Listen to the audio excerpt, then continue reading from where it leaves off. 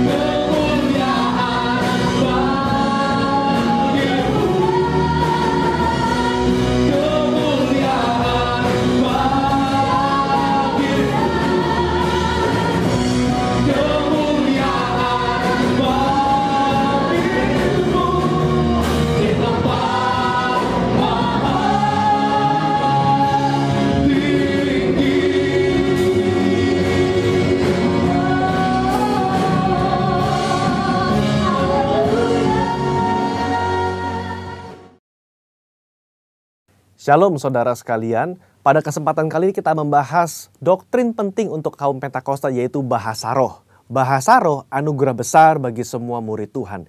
Di luar sana ada banyak pertanyaan dan perbincangan mengenai bahasa roh. Dan pada kesempatan kali ini kita membahas 3 pertanyaan yang sering ditanyakan oleh jemaat. Yang pertama, apakah bahasa roh bisa dipelajari? Nah saudara, jawabannya adalah tidak. Bahasa roh tidak bisa dipelajari. Secara konsisten dalam Alkitab kita melihat orang itu harus dipenuhi oleh karunia Roh Kudus. Lalu secara otomatis mereka akan berkata-kata dalam bahasa roh. Dalam Kisah Rasul pasal 2 ayat yang keempat, maka penuhlah mereka dengan Roh Kudus. Lalu mereka mulai berkata-kata seperti yang diberikan oleh roh itu kepada mereka. Nah saudara lihat, mereka harus dipenuhi oleh karunia Roh Kudus, baru mereka berkata-kata dalam bahasa roh. Contoh kedua, dalam Kisah Rasul 10 ayat 44-46. Ketika Petrus berkhotbah di keluarga Kornelius, maka turunlah Roh Kudus dari atas lalu memenuhi keluarga Kornelius. Dan mereka berkata-kata dalam bahasa roh. Jadi saudara, kita jelas bahwa bahasa roh itu secara otomatis diberikan langsung oleh Roh Kudus, bukan oleh manusia. Karena itu kita percaya tanda awal orang dibaptis Roh Kudus adalah dia berkata-kata dengan bahasa roh. Pertanyaan kedua, apakah orang yang tidak berbahasa roh akan masuk neraka? Jawabannya jelas tidak saudara. Kenapa? Karena urusan surga dan neraka itu mengenai keselamatan. Dan orang percaya kita selamat by grace through faith. Karena kasih karunia melalui iman. Tidak ada indikasi mengenai bahasa roh. Meskipun begitu, orang percaya akan kehilangan manfaat besar kalau mereka tidak berbahasa roh. Ada beberapa manfaat yang dijelaskan oleh Alkitab. 1 Korintus pasal 14 ayat yang keempat mengatakan begini. Mereka yang berbahasa roh sedang membangun dirinya sendiri. Kata membangun di situ menggunakan kata oikodomeo. Artinya seperti orang membangun tembok. Batu bata demi batu bata dibangun sampai menjadi tembok yang kokoh. Orang yang berbahasa roh sehari demi hari mereka berbahasa roh menguatkan manusia rohani mereka. Meskipun manusia batinia, meskipun manusia jasmani kita lemah, tetapi manusia rohani kita kuat. Dan manfaat kedua, Roma 8 ayat 26. Dikatakan roh juga membantu dengan berdoa untuk kita kepada Allah dengan keluhan-keluhan terdalam yang tidak terucapkan. Nah, saudara, seringkali di rumah ketika kita berdoa, kita kehabisan kata-kata untuk berdoa dalam bahasa Indonesia mungkin. Tetapi ketika kita berbahasa roh, kita bisa berdoa terus-menerus sampai roh itu mengeluarkan keluhan terdalam kepada Bapa mewakili kita semua. Pertanyaan ketiga, apakah semua orang bisa berbahasa roh? Jawabannya adalah ya. Kita kaum Pentakosta meyakini semua orang percaya yang lahir baru yang mau mereka bisa berbahasa roh. Fondasi firman-Nya ada dalam 1 Korintus 14 ayat yang kelima. Paulus mengatakan, aku suka supaya kamu semua berkata-kata dengan bahasa roh. Bapak Ibu, ada kata-kata semua di situ yang artinya semua orang yang mau pasti bisa berbahasa roh. Itu pun keinginan Paulus selaras dengan janji Tuhan di Yoel 2 ayat 28-32. Pada hari terakhir aku akan mencurahkan rohku ke atas semua manusia. Dan janji Tuhan dalam Markus 16 ayat yang ke-17. Tanda-tanda ini akan menyertai semua orang yang percaya. Yaitu mereka akan berkata-kata dengan bahasa yang baru. Sekian, saudara dikasih Tuhan. Tuhan Yesus memberkati.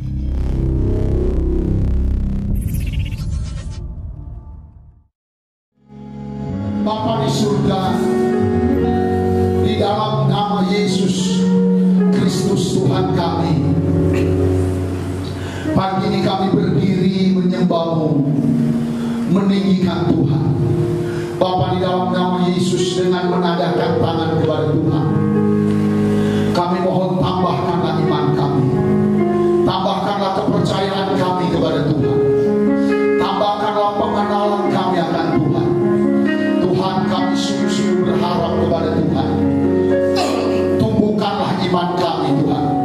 Biar iman kami bertumbuh, iman kami berbuah-buah Tuhan, menjadi iman yang berkemenangan kepada Tuhan. Kami mohon tambahkanlah kerendahan hati kami. Ajar kami mengerti merendahkan hati Tuhan. Tuhan, kami mau belajar sungguh-sungguh merendahkan hati kami kepada Tuhan, kepada pekerjaan-Mu, kepada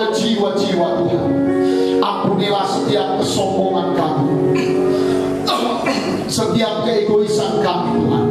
Tuhan Kau mengampuni kami, cabutlah dari hati kami segala roh-roh keegoisan Tuhan, roh-roh kedagingan, roh-roh mementingkan diri sendiri, roh-roh menyayangi diri sendiri Tuhan, cabut dari hati kami.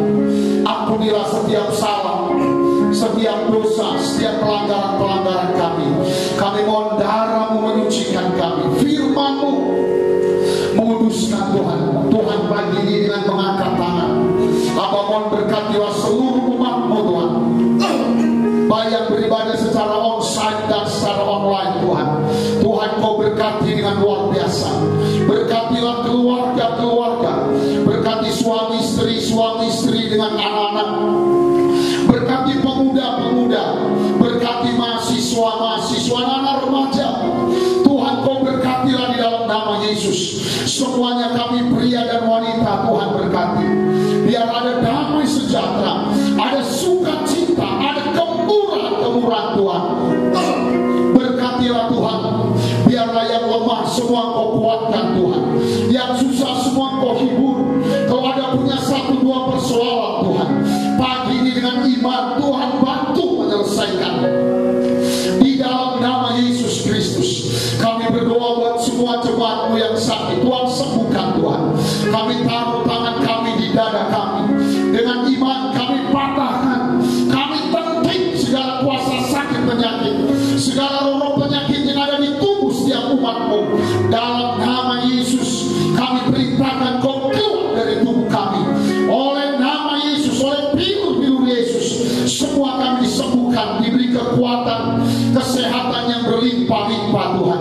Tuhan Kau berkati seluruh pelayan, seluruh hamba-hamba-Mu yang melayani Tuhan.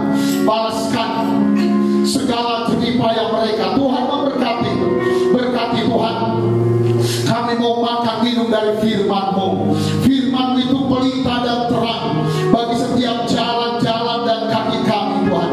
Firman-Mu itu penasehat bagi kami. Firman-Mu itu pengajar, pendidik iman bagi kami ya Tuhan. Firman-Mu itu menegur, menempelak, membersihkan kami, mengerat kami ya Tuhan. Firman-Mu itu benar-benar makanan buat kami. Urapi hamba-Mu, beri hamba-Mu bahasa hikmat, bahasa yang sederhana, bahasa yang mudah dimengerti Tuhan, bahasa yang menyembuhkan dan memulihkan Tuhan. Terima kasih banyak Bapa di sorga. Bapa, biar ketika firman-Mu diberitakan, iman kami semua ditumbuhkan dan dibangkitkan untuk kemuliaan bagi nama Tuhan. Dalam nama Tuhan Yesus kami telah berdoa. Haleluya, haleluya, haleluya. Semua yang diberkati sama-sama katakan amin. Kita beri tepuk tangan yang meriah buat Tuhan. Silakan duduk. Salam. Kita buka Alkitab kita dari 2 Petrus 3 ayat 18. Temanya bertumbuh dalam kasih karunia. Mari semua baca dengan mantap dan kuat. 2, ya, tetapi bertumbuhlah dalam kasih karunia dan dalam pengenalan akan Tuhan dan Juru Selamat kita, Yesus Kristus. Baginya kemuliaan sekarang dan sampai selama-lamanya. Dengan mantap baca lagi 2, 3 ya. Tetapi bertumbuhlah dalam kasih karunia.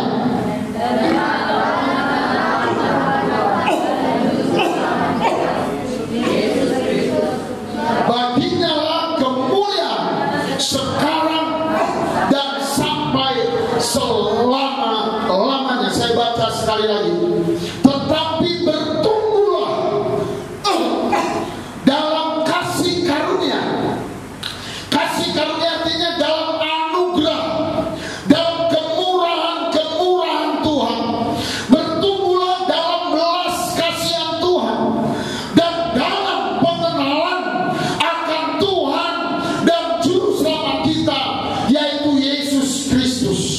Bapak Ibu yang saya hormati dalam Yesus Kristus, dari firman Tuhan yang sangat indah ini kawannya Ibu indah, amin ya. Yang sangat indah ini Tuhan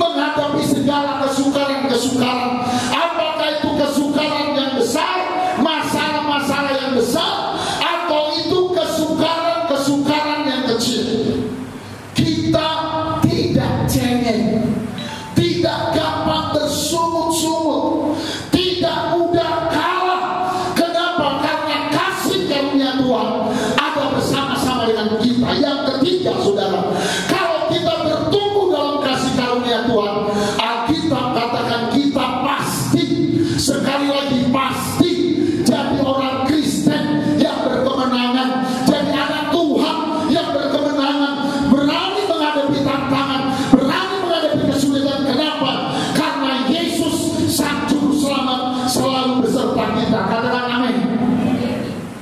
1 Korintus 15 ayat 10. Kesaksian Rasul Paulus. Kenapa Paulus jadi orang yang rajin, suka berdoa? Bapak Ibu, berapa banyak yang mau suka berdoa? Bisa angkat tangan. Kita baca sama.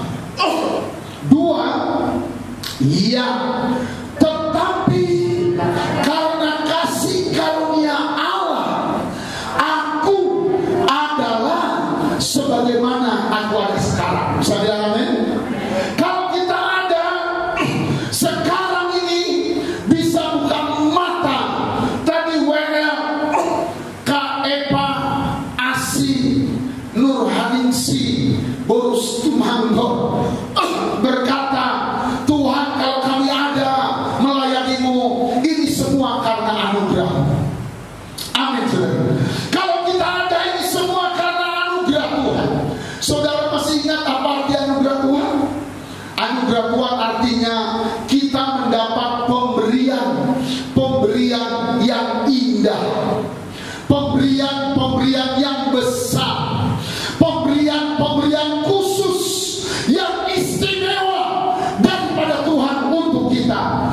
Bukan karena kita pandai, bukan karena kita cantik, bukan karena kita punya harta, bukan, tetapi karena memang Tuhan mengasihiku dan Tuhan mengasihimu apapun keadaan kita. Katakan amin. Itulah yang membedakan agama Kristen dengan agama-agama yang lain. Kalau agama Kristen, Tuhan yang berinisiatif mencari kita. Kalau agama lain, manusia yang berinisiatif mencari Tuhan. Itu sebabnya mereka selalu pertimbangkan perbuatan baiknya. Seringkali akhirnya kasar dan sadis di dalam perbuatan baiknya.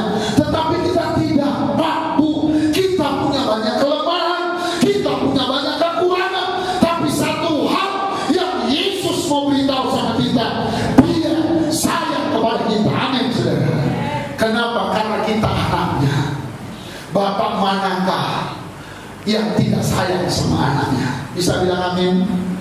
Kita beri tepuk tangan buat Tuhan kita. Maka Paulus bersaksi, tetapi karena kasih karunia Allah lah, aku ada sekarang sebagaimana aku ada. Kenapa? Karena orang salut sama Rasul Paulus. Dia berdoa rajin, dia melayani rajin, dia punya kuasa, dia tumpang tangan atas orang sakit sembuh. Orang hebat. Paulus kalau hebat, bukan alatku tidak hebat, yang hebat itu Tuhan, karena aku dapat kasih karunia. Amin, saudara. Kita baca bagian B 2. Ya, dan kasih karunia yang dianugerahkannya kepadaku tidak kusia-siakan. Itu kuncinya. Jangan sia-siakan. Kalau dipercayakan yang kecil, setialah dengan perkara yang kecil. Bisa bilang amin, saudara. Kata kita, kalau kau setia pada yang kecil, kiranya Tuhan pasti memberkati dengan perkara-perkara yang besar. Paulus tidak sia-siakan, dia mantul. Tapi Roh Kudus bilang, kau doa, dia bantu berdoa, tidak pernah dia sia-siakan. Terus kita baca bagian C 2. Ya, sebaliknya aku telah bekerja lebih keras daripada mereka semua. Tetapi bukannya aku, melainkan siapa? Kasih karunia Allah yang menyertai aku. Katakan amin. Saudara, yang kedua arti kasih karunia Allah, nanti ini jangan dipadamkan, adalah orang yang dapat kasih karunia Allah. Tadi yang pertama kan kita dapat pemberian yang indah, pemberian yang besar, pemberian istimewa yang khusus dari Tuhan kepada kita, karena Tuhan cinta kita. Katakan amin. Yang kedua, kasih karunia artinya kita mendapat kemauan dan kemampuan Tuhan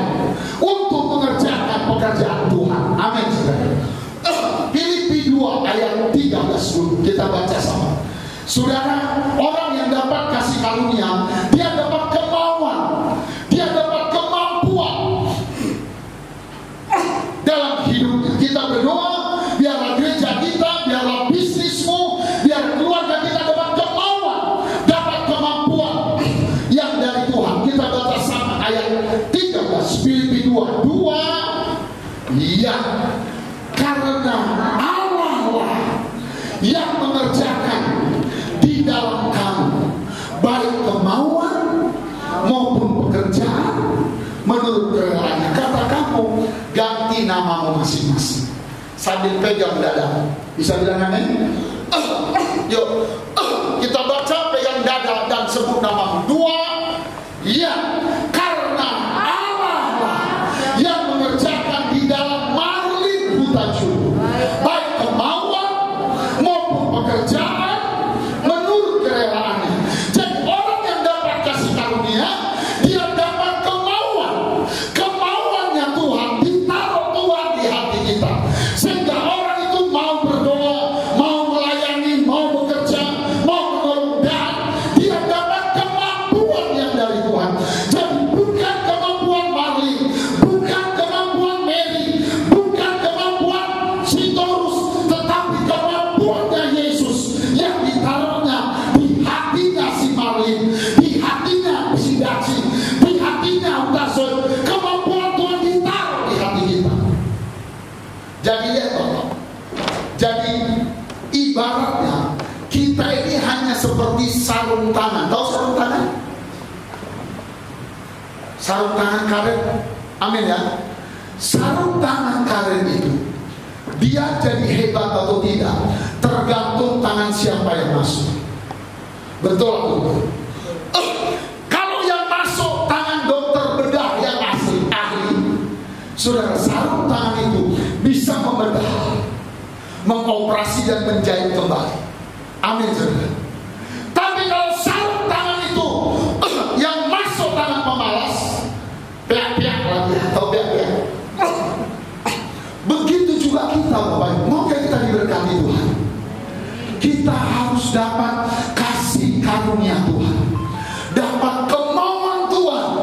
Tuhan beri di hati kita, dapat kemampuan Tuhan, Tuhan beri di hati kita. Bayangkan kalau kita jualan cabai, yang jualan sarung tangannya kita, tapi di dalam ada Tuhan. Bisa bilang amin saudara?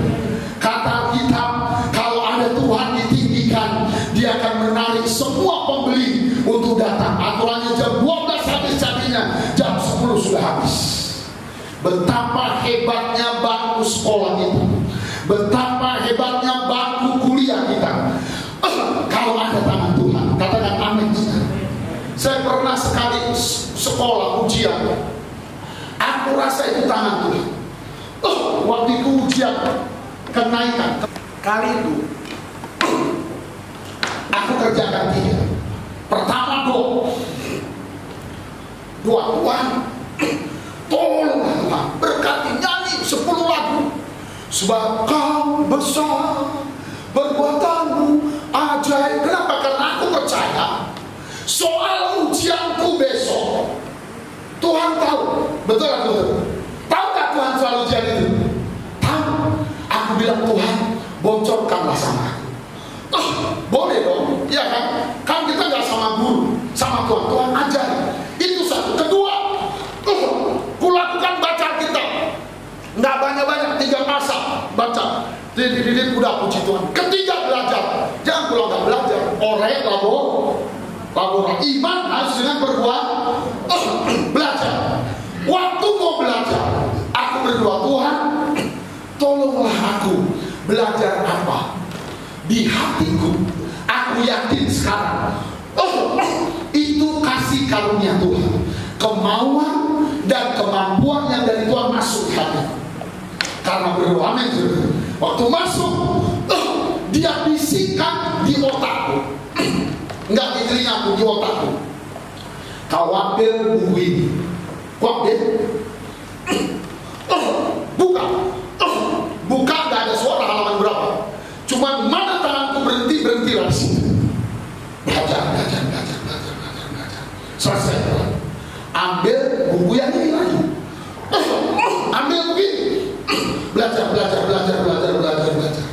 Udah itu selesai, ambil catatan.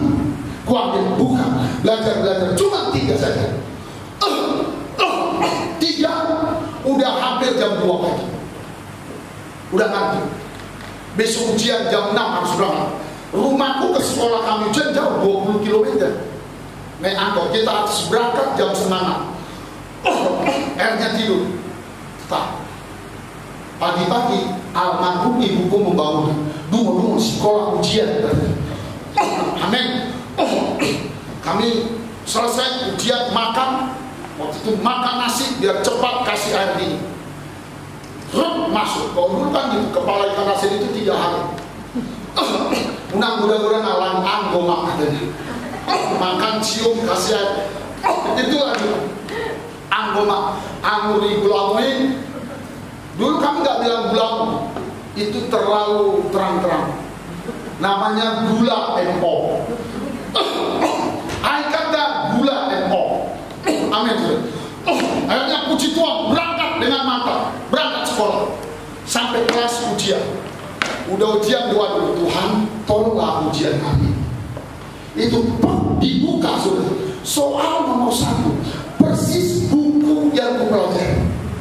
Angka-angkanya, sinus kosinusnya, belok-beloknya, ukur-ukurannya itu persis di fotokopi sama guru. Amin ya. Nomor 1, nomor 2 persis sudah. Nomor 3 persis. Hebatnya soalnya cuma 3. Karena itu ujian ilmu ukur tanah dan membuat lingkaran stadion. Cuma 3 saja. Waktunya 3 jam. Saudara, benar 30 menit selesai. Udah selesai, bingung lah kita. Amin ya. Udah selesai. Itulah namanya kemauan, kemampuan Tuhan tahu. Amin. Udah selesai, kumpul. Selesai saudara. Pengumuman kami waktu itu murid 300 sekian. Kami ada 5 jurusan, tiap jurusan 2 kelas. Aku jurusan bangunan 2 kelas. Saudara, itu banyak sekali kami. Dan akhirnya saudara pengumuman. Waktu itu pengumuman, puji Tuhan, lulus. Tepuk tangan buat Tuhan dulu. Lulus. Kemudian di papan pengumuman ada papan 1 lagi. Pengumuman 1 lagi. Ranking juara, amin ya. Wah, diumumkan juara 1 umum. Ada bangunan, mesin listrik, elektro. Juara 1 umum. Keluar namaku di situ. Kita beri tepuk tangan buat Tuhan. Keluar namaku. Jujur kalau dites gak ngerti aku. Amin ya. Juara 1 umum. Baru di bawahnya juara 2 umum, juara 3 umum, baru juara jurusan. Juara jurusan bangunan, juara jurusan listrik, juara jurusan mesin, juara jurusan elektro. Aku juara umum dari semua jurusan. Terus datang guru kami, Pak. Enak banget masih aja. Aku bilang gini, Pak, jujurnya aku gak ngerti itu. Bahasa boy pasu dia 100% buang katanya. Kayak gitu. Aku bilang enggak. Ada kasih karunia Tuhan. Ada kemauan dan kemampuan Tuhan yang bekerja di hati kita. Bayangkan kalau kau kuliah disertai dengan kemauan dan kemampuan Tuhan. Kita jualan, ada kemauan dan kemampuan Tuhan. Alkitab katakan kalau Allah bangkit, pasti musuh-musuhnya diserahkan. Mari kita beri tepuk tangan kepada Tuhan. Katakan amin. Jadi Paulus, kita balik 1 Korintus 15 ayat 10. Kita baca ayatnya. Paulus bilang, bukan aku hebat. Paulus itu orang yang paling kecil, orang yang paling hina dari kesehatan kata para ilmu teologi. Matanya kero, matanya juling, badannya tidak seperti orang bule kecil. Tapi Paulus paling rajin. Karena kasih karunia Allah. Kita baca sama. Sekali lagi, 2, ya, tetapi karena kasih karunia Allah, aku adalah sebagaimana aku ada sekarang. Bisa bilang amin. Orang orang bilang, Paulus kok hebat kali kok Paulus. Bukan, dia gak pandai nyanyi. Amin saudara. Tapi ada kasih karunia. Artinya tetapi karena kemauan dan kemampuan Allah yang ada di hatiku, aku ada sebagaimana aku ada sekarang. Terus kita baca bagian B 2-3 ya. Dan kasih karunia yang dianugerahkannya kepadaku tidak sia-sia. Bisa bilang amin? Jangan sia-siakan. Terus 2 ya. Sebaliknya aku telah bekerja lebih keras daripada mereka semua. Kalau orang bilang, iyalah Paulus pantas karena dia doanya paling banyak, berkorbannya paling banyak, ngurus gereja paling rajin. Bukan, Paulus bilang aku itu gak orang rajin. Enggak, aku gak banyak berdoa. Enggak, cuma kalau aku kenapa aku bisa berdoa 2 jam, bisa berdoa 3 jam, karena ada kasih karunia Allah. Bukan aku yang berdoa, tapi kasih karunia Allah yang berdoa di dalam aku. Katakan amin. Kenapa ada orang doa setengah jam ngantuk? Mau doa malas, aturannya ke ruang doa jadi ke klimaks. Waktu kesulitan dia punya niat, hari ini harus doa 1 jam.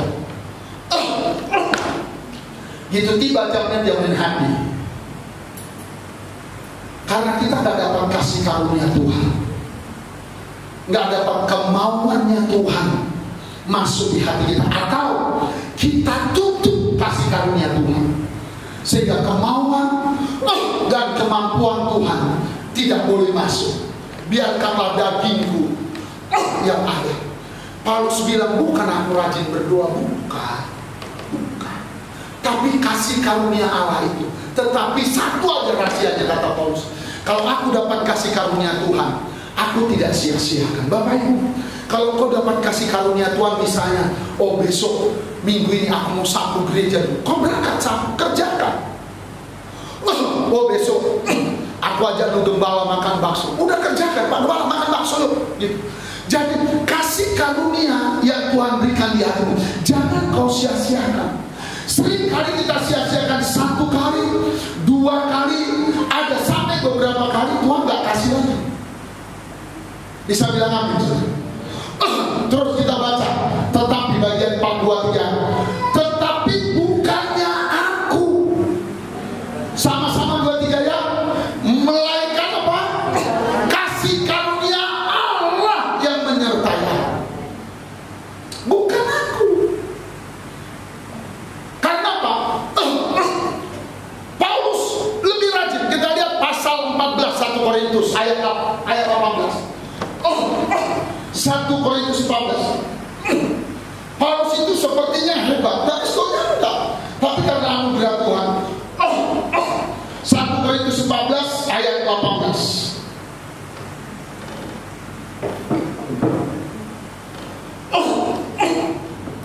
Kita baca sama 2 ya. Aku mengucap syukur kepada Allah bahwa aku Rasul Paulus berkata-kata dengan bahasa roh lebih daripada kamu semua. Wah, Paulus udah berbahasa roh bisa 3 hari 3 malam. Kuri alamat kalama yasikiri alamat tukur yusiki alamat kuri alamat kalama. Paulus bilang aku lebih banyak dari kalian semua, tapi bukan aku, bukan. Kasih karunia Allah yang datang, dan kasih karunia itu tidak kusia-siakan. Ada orang kan mau berdoa, nanti tidak sok pendeta, sok suci, nanti aku diejek. Itulah yang membunuh kita. Saudara, jangan sia-siakan. Kalau engkau waktu tidur tengah malam jam 2 dibangun, bangun, terus Roh Kudus datang kasih karunia. Kau berdoa bareng 5 menit, duduklah kau 5 menit aja. Tuhan terima kasih, berkatilah ini, amin. Tidur lagi, jangan pernah sia-siakan. Bisa bilang amin, saudara. 1 Korintus 15 lagi.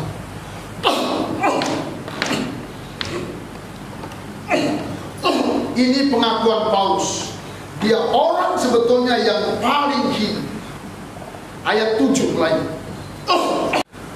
Kita Kita baca sama 7:2. Ya, selanjutnya Tuhan menampakkan diri kepada Yakobus, kemudian kepada semua rasul, dan yang paling terakhir dari semuanya itu Tuhan menampakkan diri juga kepadaku, sama seperti anak yang lahir sebelum waktunya, anak yang lahir prematur. Jadi kata Paulus, aku belum siap, aku anak bawang, tapi Tuhan menampakkan diri. Itulah kasih karunia, amin saudara. Terus ayat yang ke-9, 2-3, ya, karena aku adalah orang yang paling hina dari semua rasul, bahkan tidak layak disebut rasul, sebab aku telah menganiaya jemaat Allah. Paulus bilang aku itu orang paling kecil, aku orang paling hina. Orang bilang aku rasul jujur, aku gak cocok disebut rasul, kata Paulus, karena badannya pendek, kecil, matanya juling, suaranya fals. Tetapi orang bilang aku rasul. Sebetulnya bukan aku. Baru setelah ayat 9 masuk ayat 10, karena kasih karunia Tuhan sajalah kalau aku ada sebagaimana aku ada. Bisa bilang amin saudara. Saudara dikasih Tuhan, kasih karunia Allah itu. Paulus itu orang paling kecil, tetapi kenapa dia bisa dipakai Tuhan? Dia dapat kasih karunia Allah. Katakan amin. Moga Bapak Ibu diberkati Tuhan, moga pekerjaanmu diberkati Tuhan. Mintalah kasih karunia Allah. Sebelum perjamuan kudus, kita satu aja belajar. Saudara, yang kedua aku ingatkan, saudara, bagaimana supaya kita dapat kasih karunia? Minggu lalu kita sudah belajar. Yang pertama, kita harus belajar rendah hati. Saya dorong kita semua belajar rendah hati. Saya baca sebuah buku, bagus sekali buku di Korea, di Busan. Judulnya Gereja Dibangun dengan Berlutut. Gereja akan dipenuhi jiwa-jiwa kalau semuanya berlutut.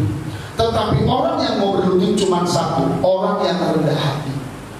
Jadi dia bilang, banyak gereja kenapa kurang maju? Karena pendetanya, pelayannya, dan jemaatnya kurang rendah hati. Kenapa kurang rendah hati? Karena tidak suka berdoa. Orang yang rendah hati itu pasti suka berdoa. Bilang amin. Akhirnya dia tulis gini kalimatnya, bukunya aku baca. Sekarang pendeta-pendeta, tekankanlah kepada seluruh pelayan-pelayan, belajarlah sungguh-sungguh hidup rendah hati. Biarlah pemain musik kalian itu main musik dengan rendah hati. Pengkhotbah kalian khotbah dengan rendah hati. Singer kalian jadilah singer yang rendah hati. Jemaat yang beribadah jadilah jemaat yang rendah hati. Karena kata kitab Allah mengasihi orang yang rendah hati, katakan amin saudara, dan menentang orang yang sombong. Yakobus 4 ayat 6. Kasih karunia Allah itu diberikan kepada orang-orang yang mau belajar sungguh-sungguh hidup rendah hati. Waktu kita mau rendah hati, kadang-kadang kita dimaki orang, kita dicaci orang, kita dinudai orang, kita disuruh-suruh orang, kita tidak melawan. Kenapa saudara? Karena Alkitab berkata Allah mengasihi orang-orang yang rendah hati. Katakan amin. Coba Yakobus 4 ayat 6 sekali lagi. Katanya kasih karunia itu turun atas orang rendah hati. Kita baca bagian awal 2-3 ya. Tetapi kasih karunia, betul kan? Amin ya. Terus bagian B. Karena itu ia katakan 2-3 ya. Karena itu ia katakan Allah menentang orang yang congkak, tetapi mengasihani. Siapa mau dikasihi Tuhan? Yuk, Natal ini kita belajar rendah hati. Bisa jadi nanti panitia udah capek, udah berkorban, udah bekerja, terus ada orang mendadak nggak kerja, nggak sombong, nggak nyumbang, nggak apa-apa, terus dia yang paling hebat, dia mulai menilai, nggak enak Natalnya katanya. Alus dada, ambil es 2 biji, aneh saudara, biar dingin. Bisa bilang amin? tangan kita dimakan orang. Gitu kita niat rendah hati, kereta kita ditabrak beca, naik tensi kita. Nggak kenal kau siapa pun, sonak malele.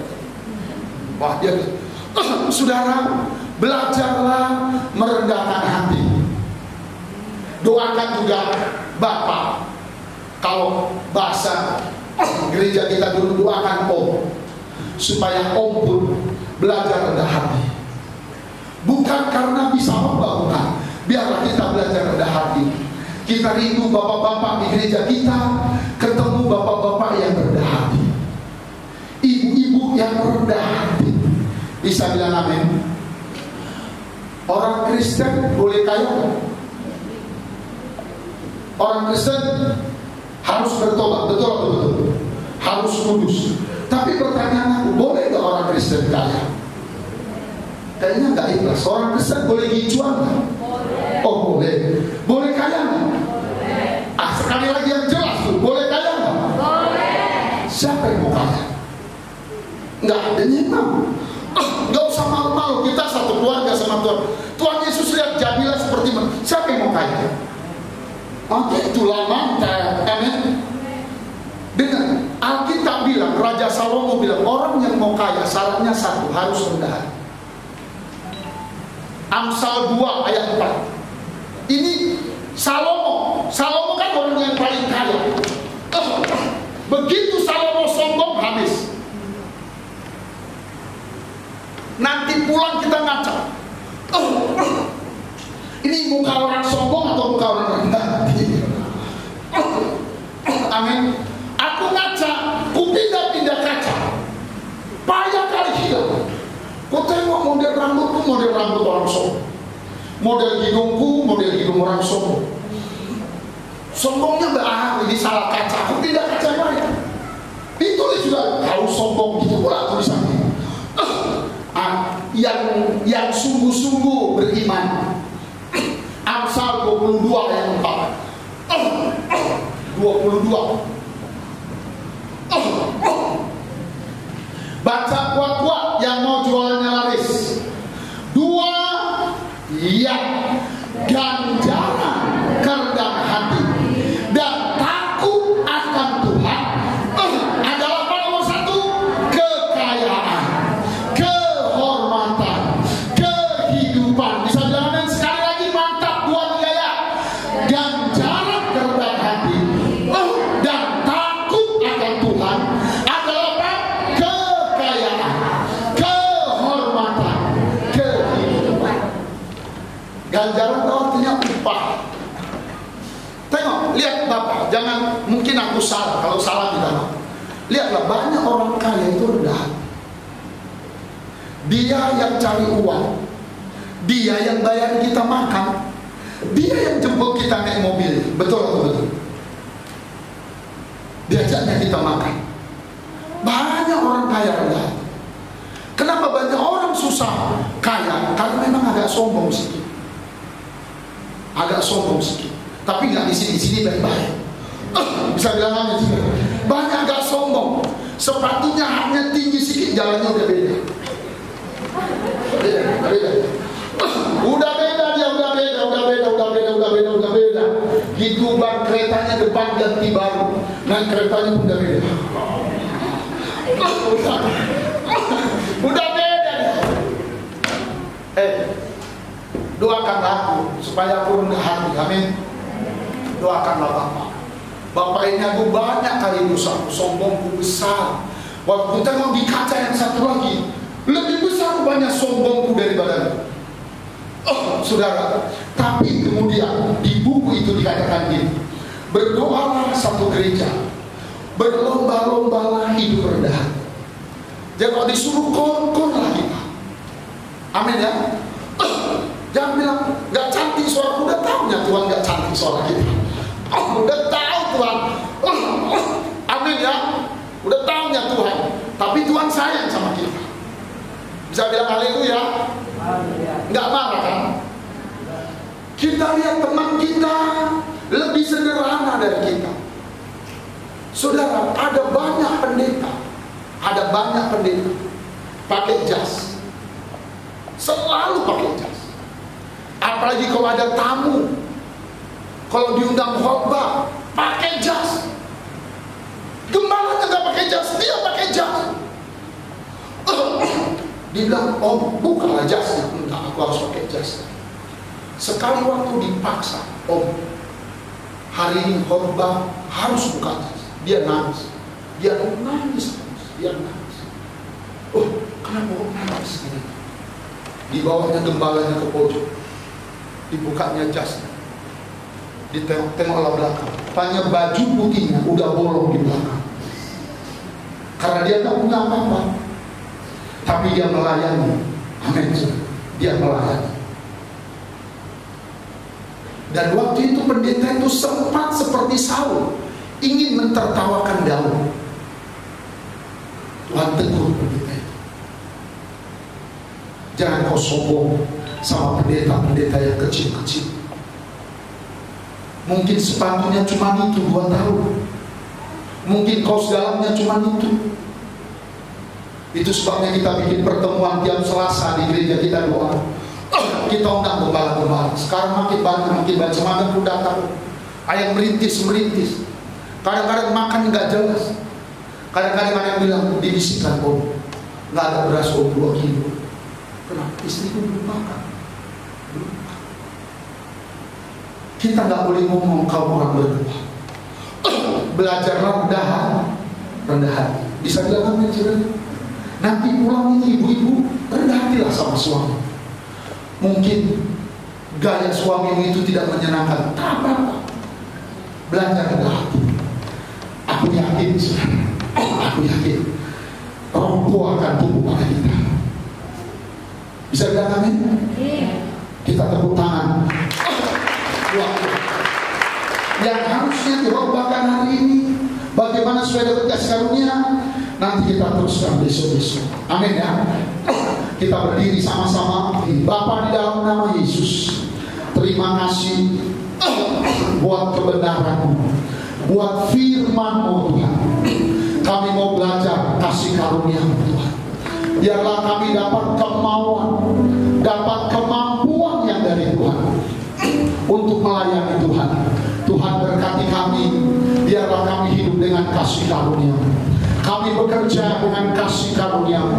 Kami berusaha, kami berkeluarga dengan kasih karunia-Mu Tuhan. Bapa, kami mau belajar melayani dengan rendah hati, makan minum perjamuan kudus dengan rendah hati, dengan penuh